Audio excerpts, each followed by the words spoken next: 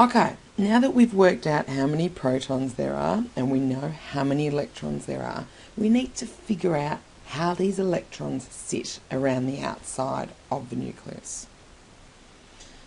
So, I want you for a minute to think about going to a concert. You're at a concert and you're looking at a stage, and the stage is a round stage. You'll see that a lot, especially if you go to somewhere like the MCG. They'll often have a 365-degree stage. So at this concert, you can sit wherever you want around the outside of this stage.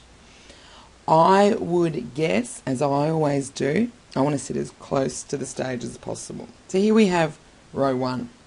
Row 1 has got 2 seats in it. These are the VIP seats. These are the closest seats you can get to the stage. And there's only 2 seats in the front row. In the second row, you've got 8 seats. 5, 6, 7, 8 seats. I've missed one there. Oh, something's gone wrong. That's what we're looking for. 8 seats. Sorry, can't count. So you've got 8 seats in the second row, and you'll notice that, the same as if you go to a concert, you always go with a mate. So these seats are in pairs. So have a look at the third row. The third row has got 1, 2, 3, 4, 5, 6, 7, 8. 8 seats again. And the fourth row has only got 2 seats. It's got 2 seats up the back. So there's a total of 20 seats at this concert. When you're filling up these seats, as I said, you want to sit as close as possible to the stage. So, first seat will sit there, second seat will sit there. The third seat is going to sit in the second row. Now, it's a little bit like your friend goes off and you save a seat. So you want to get one so that you've got your friend to come. So they'll go unevenly for a second, and one will go here. Then we'll have 7, 8, 9, and 10. So there we filled up the 8 in the next row. The next row does the same thing. 11, 12, 13, 14, 15, 16, 17, 18. And then the last row will fill up with the last 2 seats. So it's a maximum of 20 seats. So the rows fill up. 2 in the first row, there's 8 possible seats in the next row, 8 in the third row, and 2 in the fourth row. This is how electrons fill up the shells around the outside of the nucleus. So we look at a nucleus of an atom. We have protons and neutrons in the nucleus. We know that. The electrons will start filling up in the first shell. How many can we fit? We can fit 2 electrons. So there will be 2 electrons on that first shell. On the second shell, we can have a maximum of 8 electrons, and they will fill up exactly as I showed you with the stage before, until I've got 8 electrons on the second shell. The third shell can fit a maximum of 8 electrons, and they'll fill up this way. 1, 2, 3, 4, 5, 6, 7, 8 electrons. And the last shell can hold 2 electrons. 1, 2. So there's 2 electrons on that last shell for a maximum of 20 electrons altogether. If we have a look at the periodic table, we can see that calcium has 20 electrons. So this would be the electron configuration of the atom calcium, because it shows 20 electrons. This only applies, this filling up of electrons, to calcium, which has 20 electrons. So it fits in the order of 2, 8, 8, 2. So that's important to remember, that the electron configuration of 2, 8, 8, 2 only applies to elements before calcium on the periodic table, so up to 20 electrons. After 20 electrons, it becomes a lot more complicated, and you'll learn about that sort of next year or the year after in chemistry. Okay, so let's look at some examples. So we can do an example of anything here before calcium. So 20, 19, 18, 17, 16, 15, 14, 13, 12, 3, 4, 5, 6, 7, 8, 9, 10, 2 and 1. All of those electronic configurations you should be able to draw now. So let's look at an example. We'll go back to magnesium. First thing you need to think about, oops, I'll put this slide in again. So we're just looking at this one magnesium atom. So magnesium, atomic number is 12, which means the number of protons will equal the number of electrons. So the number of protons will equal 12. The number of electrons will equal 12. So let's have a look at drawing this one magnesium atom. In the nucleus, we have protons and neutrons. Protons, how many? The atomic number is 12, so there's 12 protons. Neutrons, we're going to work out how to find out the number of that later in the video.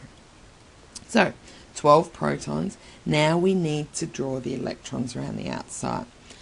How many fit in the first shell? Do you remember? 2. That's correct. So, 2 electrons in the first shell. First shell, 2 electrons. Okay, we've still got to place 10 electrons. How many fit in the next shell? 8. So we'll put the 8 electrons in. So we've now got a total of 2 plus 8, 10 electrons. We need a total of 12 electrons.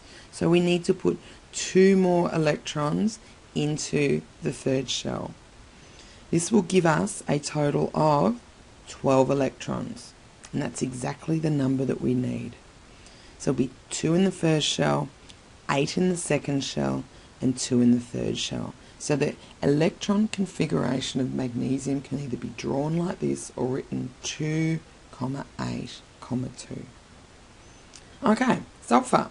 Here we go again. Let's look at one sulfur atom. Atomic number 16. How many protons does it have? 16, that's correct. How many electrons does it have? Remember, the number of protons is equal to the number of electrons. So 16 protons, 16 electrons. So now we can draw it. Okay, 16 protons in the nucleus, plus neutrons live in the nucleus as well. How many electrons can fit in the first shell? 2. The first shell has 2 electrons. How many can fit in the second shell? 8. That's correct. 8 in the second shell. So we've got a total of 2 plus 8 is 10. We need 16, so we need to place 6 more electrons, and they'll go into the third shell. 2, 3, 4, 5, 6 electrons in the third shell. And that will give us a total of 16 electrons. 2 plus 8 plus 6 is 16. And that's exactly how many we need. So it has a configuration of 2, 8, 6. Let's have a look at sodium. Atomic number 11. And we're looking just at the one atom again. So one of those sodium atoms. So if we chop that down, we'll get to one atom. So sodium, atomic number is the number of protons, which will equal the number of electrons.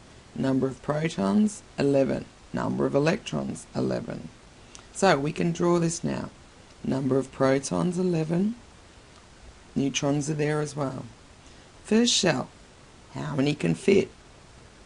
2, good. 1, 2.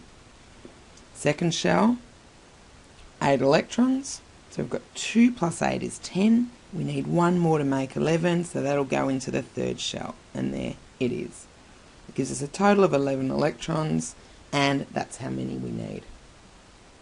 So it's got a configuration of 2, 8, 1. If we have a look at the periodic table, we can now write, or you can draw the electron configuration of the top 20 elements. So I've done this here. First one will just be 1. Helium will be 2. Lithium will be 3 electrons, 2 in the first shell, 1 in the second shell. Beryllium, 2 in the first shell, 2 in the second shell. 2, 3, 2, 4, 2, 5, 2, 6, 2, 7, 2, 8. The second shell is now full, so we'll start filling up the third shell. 281, 282, 283, 284, 285, 286, 287, 288. The third shell is now full, so we need to start filling up the fourth shell. 2881 and 2882. Why did I stop there? Because as I said earlier, this rule only applies up into calcium. Okay, have a look at this for a minute and see if you can see any patterns. Okay, group 1 has 1 electron in its outside shell. Group 2 has 2 electrons in its outside shell. Group 3, 3 electrons in its outside shell. Group 4, 4 electrons in its outside shell. Group 5, 5 electrons in its outside shell.